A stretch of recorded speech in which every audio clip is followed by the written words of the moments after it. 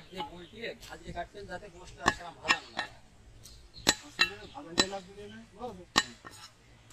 খালি প্যাকেট হবে আদারন বাতারন একটা মাল নিছি তারপরে পাঁচটা টাকা খরচাতে আমাদের কথা আছে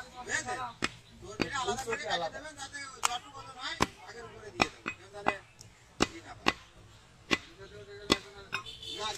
মানে এমনি সবজি তো গোশের ভিতর যাবে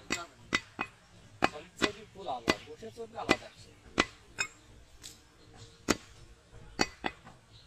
আমরা এদিকে এদিকে আরে না দরকার নেই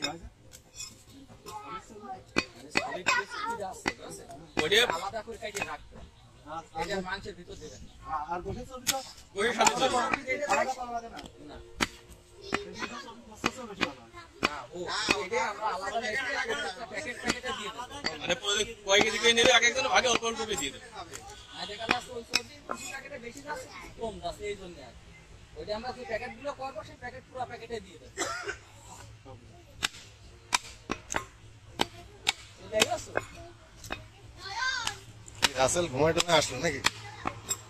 আর এর কি বন্ধু মানে এখন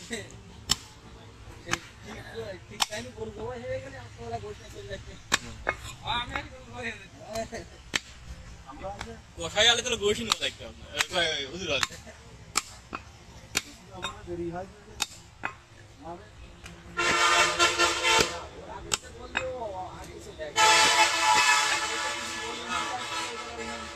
আমারও দেরি হয় যে আপনাদের আমাদের গাড়ি লাগবে না আমি আপনার প্রথমে ফোন দিয়েছি আপনি যখন বললেন কারাগঞ্জ সে মেলা সকালে তো ফোন দিলাম গাড়ি কয়টা বাজে 8টা